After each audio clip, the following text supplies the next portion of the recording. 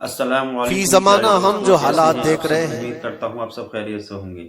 پوری دنیا میں بہت ہی آج ضروری ہے، اس بیان کو ضرور سنیں۔ جنگوں کے حالات جو پیش کیے جا رہے ہیں، پہلے اس بیان کو سنتے ہیں۔ چلیے لوگ تو اب یہ خبریں ایسے سن رہے ہیں، کسی کے ہاں بم گرنے کی، میزائل گرنے کی، تو ایسا لگ رہا ہے جیسے بچے پٹاخے پھوڑ رہے ہیں۔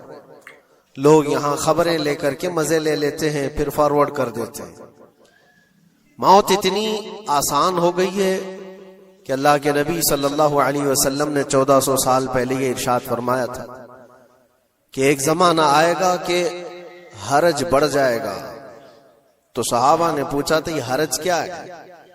تو حضور اکرم صلی اللہ علیہ وسلم نے ارشاد فرمایا تھا کہ قتل بہت زیادہ ہوگا، ایک دوسرے کا قتل اتنا زیادہ ہونے لگے گا کہ لوگ اس کی پرواہ بھی نہیں کرتے۔ آج مجھے آج بتاؤ، دنیا پوری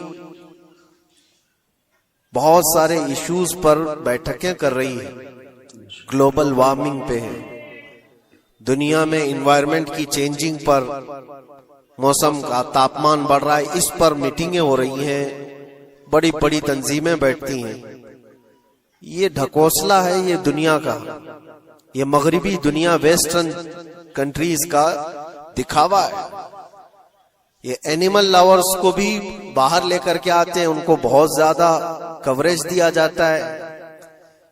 یہ کتے سے پیار کرنے والا ہے، یہ مرغی سے پیار کرنے والا ہے۔ ظالموں، 40,000 نہیں 50,000 لوگوں کو فلسطین میں تم نے ناحق مار دیا، اس پر کوئی بیٹھک نہیں کرتے۔ موت اتنی آسان ہے انسانوں کی، جنگ جس سے ہے، مقابلہ جس سے ہے، تمہارا آپس میں برابر کی طاقت کا مقابلہ ہو تو سمجھ میں آئے کہ ایک دوسرے کی فوجوں سے مقابلہ ہے، ادھر کی فوج بھی مر رہی، ادھر کی فوج بھی مر رہی ہے، لیکن نہتے بچوں کا کیا قصور؟ بلکہ وہ گود میں آئے ہوئے ابھی جنہوں نے شعور کی آنکھیں بھی نہیں کھولی، دودھ پیتے بچوں کے جو قتل ہوئے ہیں۔ تاریخ میں آپ نے پڑھا ہوگا فرعون نے 12,000 بچوں کا قتل کیا تھا، صرف اس گمان سے کہ اس نے خواب دیکھا تھا بنی اسرائیل میں ایک بچہ پیدا ہوگا جو اس کی سلطنت کو ہلاک کر دے گا۔ خواب کی وجہ سے کاہنوں نے اس کو بتایا تھا، اس نے خواب یہ دیکھا تھا کہ آسمان سے ایک تارا ٹوٹ کر اس کی گود میں گرا اور آگ لگ گئی۔ تو نجومیوں نے اس کی تعبیر یہ بتائی تھی کہ بنی اسرائیل میں ایک بچہ پیدا ہوگا جو تیری سلطنت کو ہلاک کر دے گا۔ اس ڈر سے بنی اسرائیل میں جو بھی بچہ پیدا ہوتا اس کو قتل کرتا تھا۔ اس نے تقریباً 12,000 بچوں کو قتل کر دیا تھا، اس ڈر سے کہ وہ بچہ تو نہ پیدا ہو جائے جو میری سلطنت کو ہلاک کرنے والا ہے۔ اور وہ موسیٰ علیہ السلام تھے، پیدا بھی ہوئے اور فرعون کے گھر میں ہی پلے۔ اللہ کا نظام ہے۔ لیکن میں یہاں اس لیے بتا رہا ہوں، فرعون ظلم میں پوری دنیا میں مشہور ہے۔ وہ عورتوں کو بھی ظالم اس طرح سے مارا ہے کہ جس کی تاریخ میں مثال نہیں ملتی، لیکن میں نے اپنی زندگی میں دیکھا، آج کے زمانے میں اسرائیل نام سے ایک ناجائز حکومت پر قابض شخص نے 12,000 نہیں 50,000 لوگوں کو سال بھر میں قتل کر دیا۔ یہ تاریخ کا بھیانک چہرہ ہے۔ آج لوگ اس کو ہلکے میں لے رہے ہوں گے، نیوز والے ایک طرفہ رپورٹ کرتے ہیں کیونکہ ان کو ان کے باپ داداؤں سے ڈر ہے، جہاں کی کھاتے ہیں وہاں کی گاتے ہیں، لیکن بعد کو یہ سچائیاں جنریشن میں منتقل ہوتی رہیں گی۔ کبھی تو آئے گا کوئی انصاف کی نظر رکھنے والا۔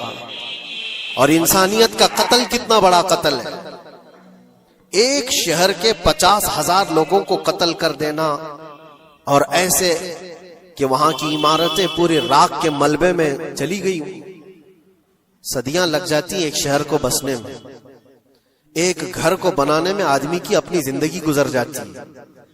کیا کیا ارمانوں سے گھر بناتے ہیں، لیکن ایک پل میں کسی کا گھر اجاڑ دیا، اس کے سامنے تڑپتے ہوئے اس کے باپ کی لاش ہو، ماں کی لاش ہو۔ وہ تصویریں کہ آپ نے نہیں دیکھی کہ ایک باپ چھوٹی سی بیٹی کو لے کر کے دوڑ رہا ہے تو اس کا بیٹا الگ پیر اور ہاتھ جلے ہوئے بم سے تڑپ رہا ہے، وہ کس کے درد کو دیکھے۔ یہاں تک کہ میں نے دیکھا کہ بیٹی کو باپ یہ نصیحت کر رہا ہے تھوڑا اور صبر کر لے بیٹا، شہادت ملنے والی ہے۔ کون کرتا ہے یہ؟ موت سے پہلے اپنے بچے کو اتنی تلقین کر دے۔ حالات ایسے۔ دوسرے ایک کہ وہاں پر کھانے پینے کی ایڈ کوئی جا نہیں سکتی، اس پر پابندی، دوائیاں نہ جائیں اس پر پابندی۔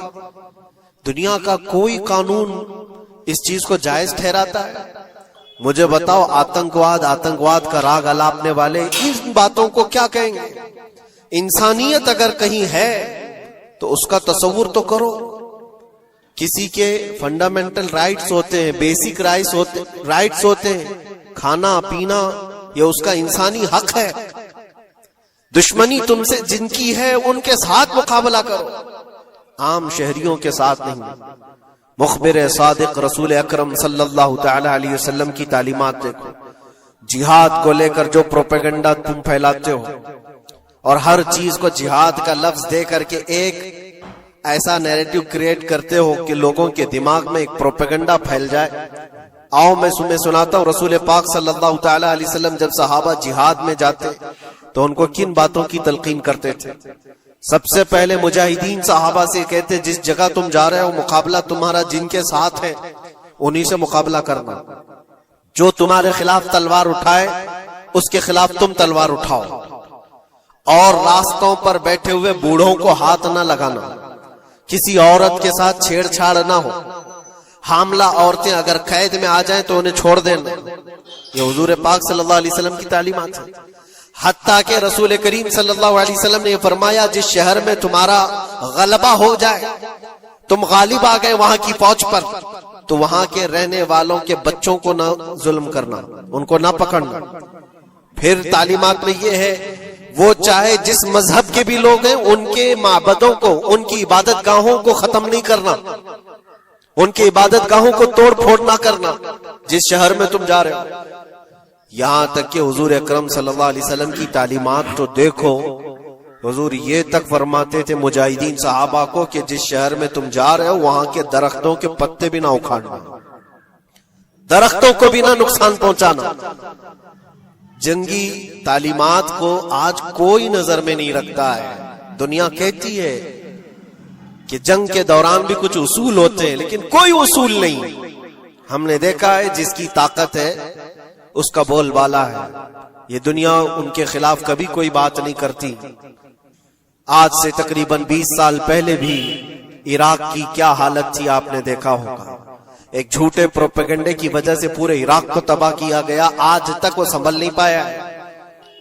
نیوکلیئر پاور عراق کے اندر موجود ہے، اس کے ری ایکٹر وہاں پر موجود ہے، کیا کیا چیزیں اس زمانے میں پھیلائی گئی۔ سوشل میڈیا تو نہیں تھا اتنا، دنیا نے یہ مان لیا کہ ہاں دادا کہہ رہا ہے تو ہوگا، اور حملہ کیا اسی بنیاد پر۔ 20 سال ہو گئے، آج تک عراق میں کوئی نیوکلیئر پاور پلانٹ نہیں نظر آیا، کہیں نہیں۔ ایک جھوٹے پروپیگنڈے کی وجہ سے وہاں کے کتنے لاکھ لوگوں کو بے گھر ہونا پڑا ہے پتہ ہے۔ کچھ جگہ ایسی ہیں جہاں بم برسائے گئے، آج تک وہاں کوئی سبزہ نہیں اگتا، کوئی وہاں پر فصل نہیں ہوتی۔ میں نے خود اپنی آنکھوں سے دیکھا ایک نیا میدان جس پہ لوگ فٹ بال کھیلتے تھے، چند سالوں کے بعد دیکھو تو پورا میدان قبروں سے بھرا ہوا ہے، قبریں ہیں وہاں پر، پوری قبریں۔ لوگوں کو جنازہ اٹھانے کے لیے لوگ نہیں ملتے، موت اتنی عام کر دی گئی تھی۔ ان باتوں کو کوئی کہتا ہے؟ آپ نے سنا کبھی ابو غریب جیل کے متعلق؟